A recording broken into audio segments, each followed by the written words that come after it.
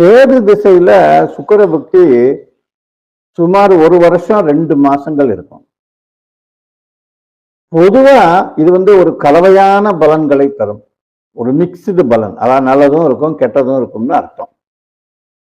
இந்த ஞான காரகனான கேது திசையில் போக காரகனான சுக்கிரன் வரும்போது பக்தி, ஆத்மார்த்தமான முன்னேற்றம், திடீர் பண வரவு, மனை மக்கள் சௌக்கியம், வாகன யோகம் மற்றும் சிலருக்கு வெளிநாட்டு பயண வாய்ப்புகள் உண்டாகக்கூடிய நிலை உண்டு. அதாவது கேது பாசிட்டிவா இருந்து சுக்கிரன் கேதுவின் நிலையை பொறுத்து திருமண வாழ்க்கை மற்றும் உறவுகளில் சில அதிருப்திகள் அல்லது பிரிவுகள் ஏற்படலாம்.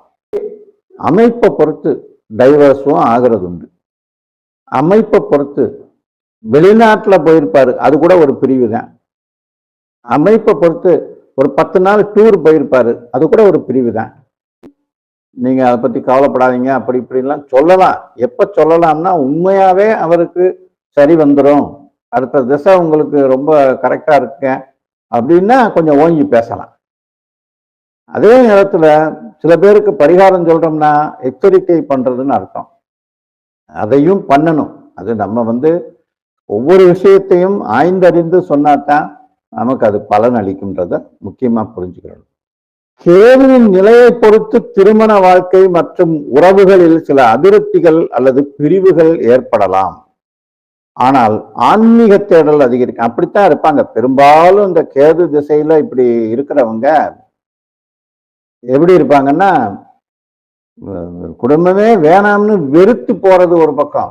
சில பேர் ஆன்மீக தேடலுக்கு இன்னும் சில பேர் பார்த்தீங்கன்னா கணவன் மனைவி 2 பேருமே ஒரு சோசியல் ஒர்க்குக்கு போயிடுவாங்க. அந்த மாதிரி பக்தியில ஈடுபாடா போயிடுவாங்க. 2 பேருமே போயிடுவாங்க அந்த மாதிரி.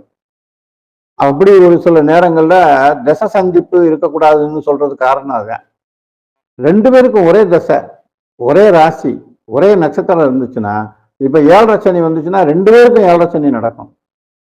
ஒருத்தருக்கு குரு நல்ல நிலையில இருந்து ஒருத்தருக்கு சரியில்லைன்னா இவரோட யோகத்துல பொருளாதாரம் மேட்ச் பண்ணும்.